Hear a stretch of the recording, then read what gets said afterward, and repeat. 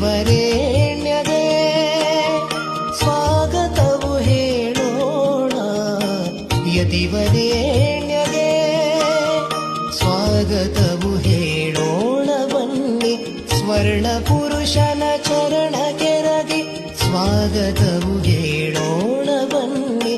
ಸ್ವರ್ಣ ಪುರುಷನ ಚರಣ ಕೆರಗಿ ದೇವಲೋಕದ ದಿವ್ಯ ಚೇತನ ಭೂಮಿಗಿಳಿದು ಬಂದರಂತೆ.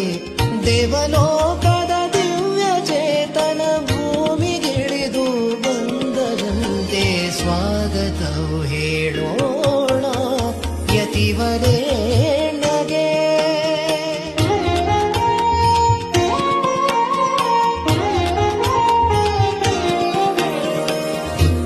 ಕುಲದಲ್ಲಿ ಹುಟ್ಟಿದರಂತೆ ಧ್ಯಾನ ಪೀಠದಿ ಕಲಿತರಂತೆ.